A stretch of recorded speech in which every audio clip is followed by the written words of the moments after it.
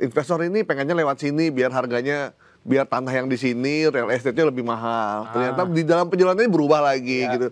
Jadi negara ini nggak firm diatur oleh kepentingan investor.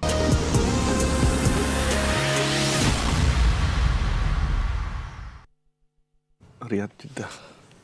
Iya, assalamualaikum warahmatullahi wabarakatuh. Selamat sore Sobat Sindo. Ketemu lagi di The Comment bersama saya Andri Susanto dan Mas Gaib Maruto Sigit.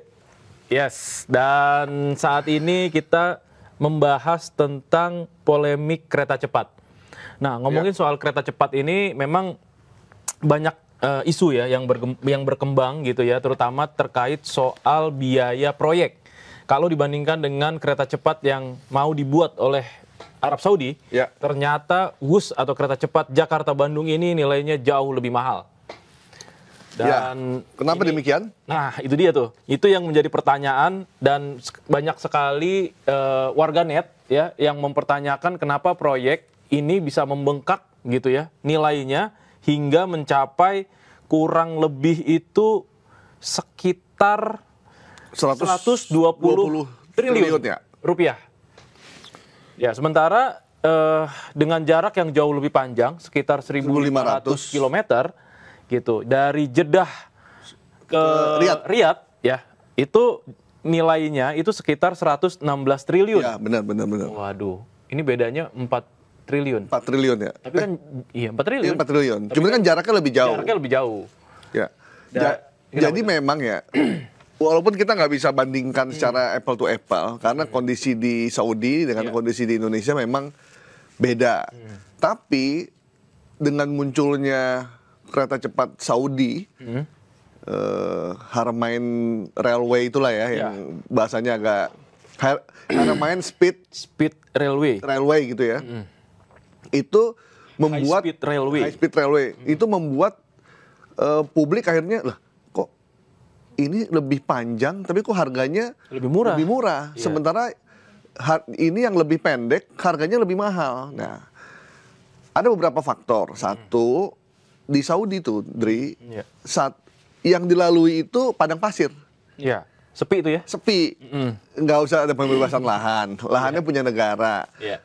Nggak ada pertanian, nggak ada rumah penduduk. Sehingga tanah tak bertuan, jadi tanah negara lah istilahnya gitu. Sementara kalau di Indonesia, tahu sendiri dong kalau ada satu wilayah akan dibangun kereta atau jalan, itu yang maju bukan warganya, caloknya yang maju. Nah, itu dia, pembebasan lahannya. Jadi rumah warga, jalan tanah warga itu udah dibeli sama caloknya. Betul. Dibeli dengan caloknya, kemudian dinaikkan dengan harga yang selangit. Itu calo orang dalam kayaknya ya. Bisa tahu ya. Jalurnya lewat situ ya. Emang orang dalam. Jadi udah lo beli tuh ya jalur sana ya. Akan ada kereta cepat. Lo beli aja tuh semua gitu. Kan warga juga punya tanah juga daripada nggak dipakai. Iya udah. Dijual. Ternyata harganya dinaikkan sehingga itu membengkak. Nah, tapi kan ini nggak bisa jadi alasan juga. Iya. Nggak bisa jadi alasan bahwa harganya harus mahal. Nah, gara-gara pembebasan lahan ini yang lama, alot, karena sistem administrasi yang buruk, calo, preman ada di mana-mana, sehingga pengerjaannya molor kan? Betul. Yang harusnya kelar 2019 kalau nggak salah ya. Jadi kelar 2023. 2023, ditambah lagi di Indonesia tuh kereta cepatnya berubah-ubah rute yang harus dilewati. Karena itu terkait investor ini pengennya lewat sini biar harganya, biar tanah yang di sini real estate-nya lebih mahal. Ternyata di dalam perjalanannya berubah lagi gitu. Jadi negara ini nggak firm diatur oleh kepentingan investor. Kalau di Saudi, kalau raja udah bilang saya pengen bangun kereta cepat dari sini ke sana lewatin sini, jalanin, udah jalanin. Pantesan titiknya tuh nggak pas ya? Nggak pas, WUS itu nggak pas, agak aneh gitu kan jalurnya gitu. Dibilang Bandung juga bukan kota Bandung, di luar bukan Bandung juga, tapi ternyata memang tuh di Bandung gitu. Jadi memang agak nanggung gitu. Iya. Kan berhentinya stasiun itu 2. Di Padalarang satu lagi Tegaluar. Iya. Nah, Padalarang emang ada real estate. Gitu. Iya. Nah, tapi itu juga belum Bandung tuh kawasannya, daerahnya. Nanggung kan, karena harus ada feeder lagi kan. Gitu. Iya. Ke Tegaluar pun juga sama gitu. jarak yang anehnya di Tegaluar itu nggak ada pintu tolnya, Mas Gaib. Iya. Jadi tetap lewat jalur normal. Waktu itu sempat dibuka pintu tolnya ketika Lebaran. Ya arus mudik gitu kan. Dibuka tuh pintunya sehingga orang bisa langsung masuk ke stasiun ya. Dari tol gitu. Tapi setelah itu ditutup lagi tuh. Gitu. Nah ini kan aneh nih, ya kan? Sementara infrastruktur untuk menuju ke stasiunnya aja tuh jalannya masih berantakan. Gitu. Sehingga wajar kalau Pak Luhut bilang bahwa saya terima proyek ini udah busuk sejak awal. Ngaku dia? Iya ngaku. Terus berusaha dia perbaiki kan, dia jadi penanggung jawab kan untuk mempercepat. Sehingga apa yang terjadi di Saudi itu seolah dipertontonkan kepada publik Indonesia. Isu kereta cepat yang lagi rame, molor, dan pakai dana APBN juga untuk pembangunannya ternyata. Tahun 2022 disahkan, jadi DPR juga bertanggung jawab nih, jadi nggak bisa lepas tangan juga mereka.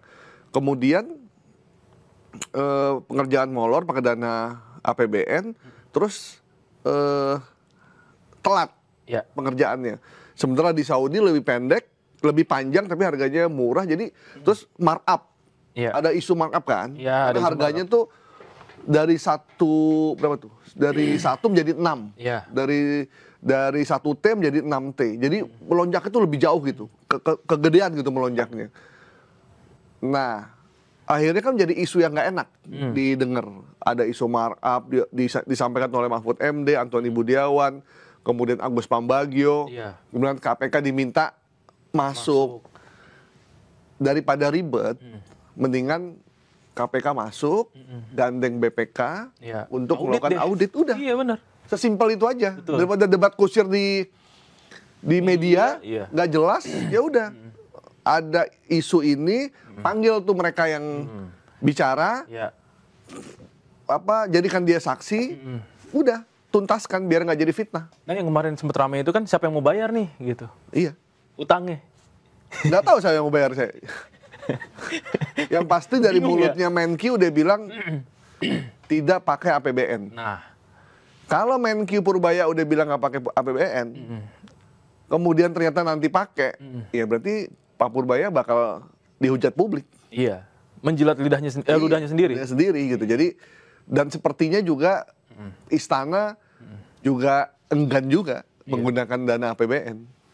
Sempat dilempar ke Danantara. Iya. Itu. Tapi Danantara bilang kami ini lembaga untuk meningkatkan investasi, bukan untuk bayar hutang.